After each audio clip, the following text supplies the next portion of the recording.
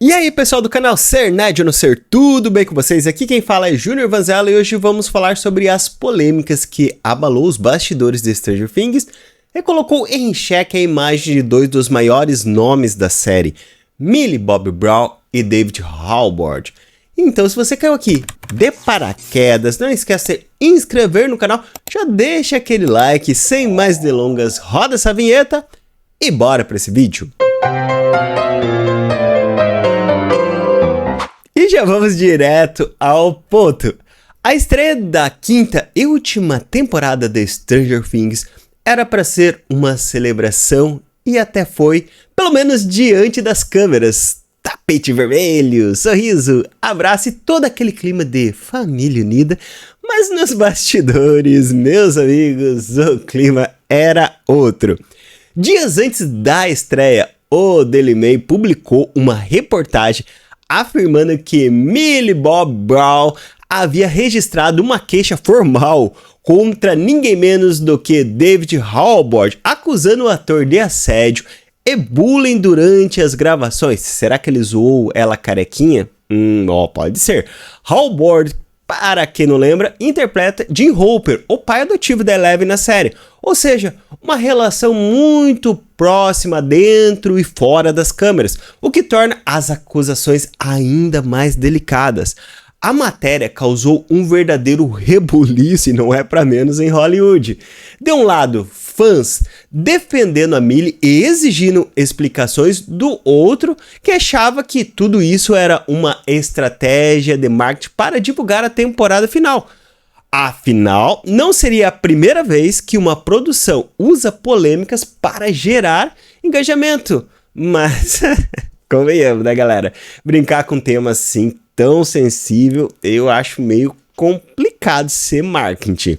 E o mais assim curioso é que mesmo após as denúncias, os dois apareceram juntos no tapete vermelho da estreia.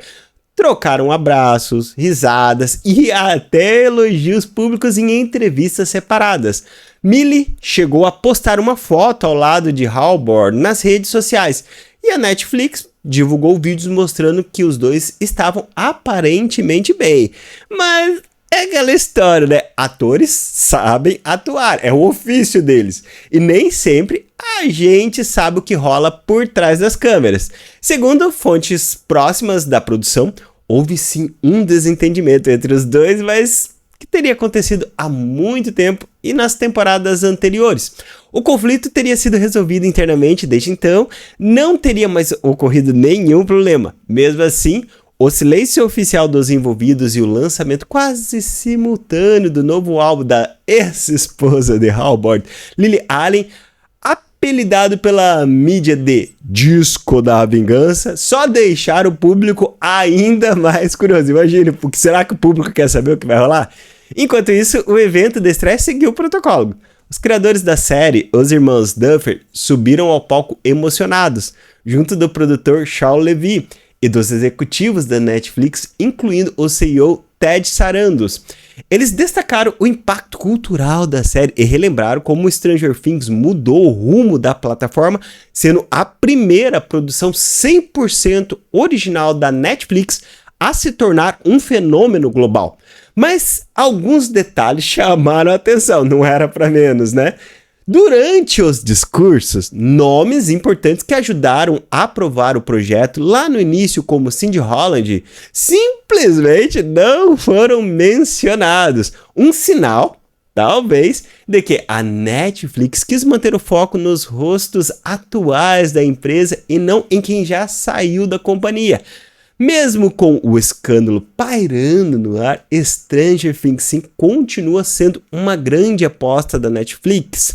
E ela chega dividida, parte 1 no dia 26 de novembro, parte 2 dia 25 de dezembro e o episódio final em 31 de dezembro, fechando o ano com tudo. A expectativa é enorme, os fãs ainda têm muitas perguntas sem respostas e muitas teorias. Como que vai funcionar com Vecna? O Will realmente é uma vítima ou um vilão? E no fundo, o mundo invertido pode ser apenas uma metáfora ou até um cenário de um RPG criado pelas crianças, como muitos teorizam? E tem mais teoria aí, galera. Depois no final aqui eu vou dar uma leve comentada sobre isso. E é aqui que entra uma das teorias mais ousadas de todo. Aqui diz que Stranger Things pode acabar como um simples jogo de RPG. Parece loucura, né? E né? Mas olha, como a série começa com as crianças jogando Dungeons and Dragons. O primeiro monstro que eles enfrentam recebe o nome de quê? Demogorgon, tirando direto do jogo. E toda a estrutura da trama, os vilões, as fases, os desafios e até o chefão final, segue a lógica de um grande RPG. Agora, então imagina isso. No episódio final, depois de todas as batalhas, a câmera vai se afastando e a gente percebe que tudo que vimos era só uma partida de RPG entre amigos em uma garagem dos anos 80. Que Eleven, Mike, Will, Dustin e Lucas eram apenas personagens inventados e o mundo invertido nada mais era do que a imaginação coletiva de um grupo de adolescentes. Pô, seria um final ousado, isso é verdade. Talvez os fãs ficassem revoltados, mas seria um encerramento poético e simbólico. Um lembrete, claro, que Stranger Things sempre falou da infância, amizade e o poder da imaginação. Seria, sério, como dizer assim, ó, nada disso foi real, mas tudo foi importante. E de certa forma, essa é basicamente a essência da série, o sentimento de nostalgia de quando a gente ainda acreditava que monstros, heróis e universos paralelos podiam existir dentro da nossa mente. E aqui eu vou abrir um parênteses no roteiro, porque hoje eu assisti uma outra teoria bem interessante, falando que ali no mundo invertido, a criação da cidade pode ser da própria imaginação do Will.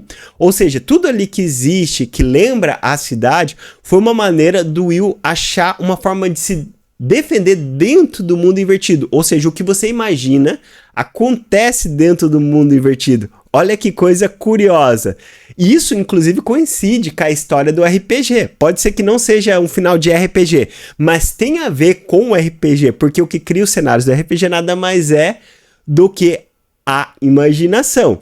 Bom, mas deixando tudo isso de lado, a gente não sabe se os irmãos Duffer vão ter coragem de terminar de algum jeito assim tão ousado.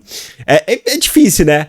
A Netflix, que quer, né, provavelmente vai optar por alguma coisa mais épica, com ação, com emoção, matando alguns personagens importantes. Mas assim, eu vou dizer pra vocês, se acabasse assim, voltando à origem, pra mim seria um encerramento genial. Pode ser que não ia agradar todo mundo, mas ia fechar o ciclo exatamente como começou. Um grupo de amigos, uma mesa de RPG, o universo inteiro criado pela imaginação. Bom, fato é que Stranger Things está prestes a encerrar um ciclo histórico. Seja com escândalos reais, sejam com teorias malucas e a série continua mexendo com o imaginário da gente. Mas, agora pergunto a vocês, será realmente que Millie e Howard estão realmente na paz? Ou a Netflix apenas colocou ali, apagou uma quantiazinha ali para eles parecerem harmônicos e não destruírem a franquia? Bom, e outra coisa que eu quero que vocês comentem, porque eu talvez iria preferir que a série funcionasse da seguinte forma, que fosse um episódio por semana. Afinal, parte 1 e parte 2 daria na mesma coisa, seria mais legal montar conteúdos e teorias durante esse período. Você prefere assistir tudo de uma vez? Ou você prefere que o episódio seja um por semana para te atiçar a curiosidade? Conta aqui para mim nos comentários e você sabe, um beijo e até o próximo vídeo.